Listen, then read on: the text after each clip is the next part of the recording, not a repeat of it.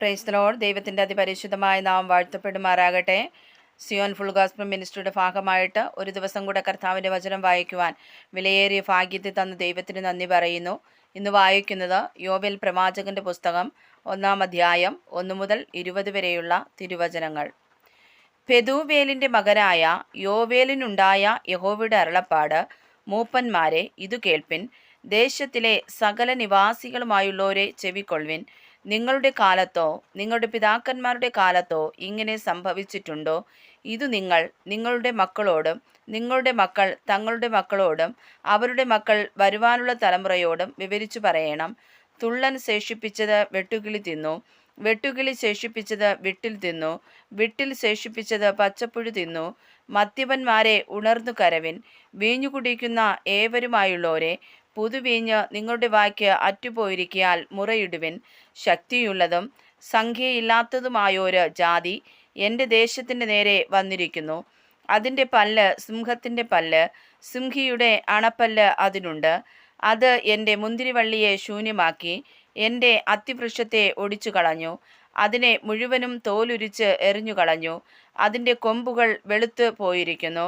യൗവനത്തിലെ ഭർത്താവിനെ ചൊല്ലി രട്ടുടുത്തിരിക്കുന്ന കന്യകയെപ്പോലെ വിലപിക്ക.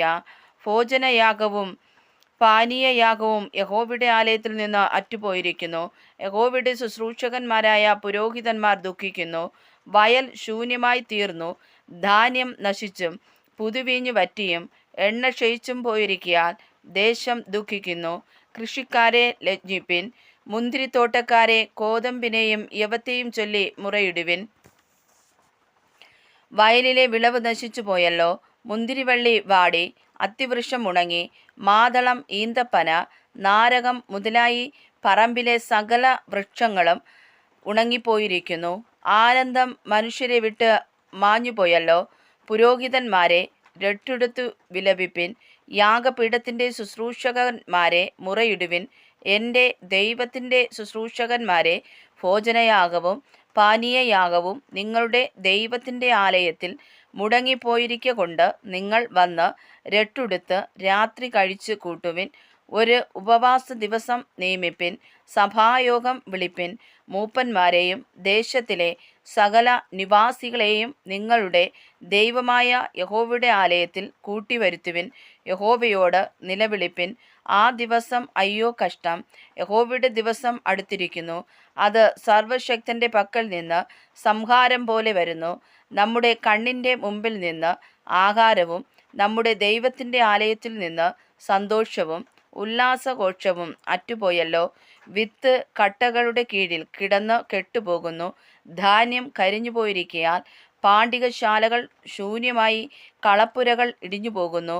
മൃഗങ്ങൾ എത്ര ഞരങ്ങുന്നു. കന്നുകാലികൾ മേച്ചൽ ഇല്ലായ്ക കൊണ്ട് ബുദ്ധിമുട്ടുന്നു. ആടുകൾ ദണ്ഡം അനുഭവിക്കുന്നു. യഹോവേ, നിന്നോട് ഞാൻ നിലവിളിക്കുന്നു. മരുഭൂമിയിലെ പുൽപ്പുറങ്ങൾ തീയ്ക്കും പറമ്പിലെ വൃക്ഷങ്ങൾ എല്ലാ ജ്വാലയ്ക്കും ഇരയായിത്തീർന്നുവല്ലോ. നീർത്തോടുകൾ വറ്റിപ്പോകുകയും മരുഭൂമിയിലെ പുൽപ്പുറങ്ങൾ തീക്കിരയായി തീരുകയും ചെയ്തതുകൊണ്ട് വയലിലെ മൃഗങ്ങളും നിന്നെ നോക്കി കിഴയ്ക്കുന്നു. വായിച്ചതായ തിരുവചനങ്ങളാൽ കർത്താവ്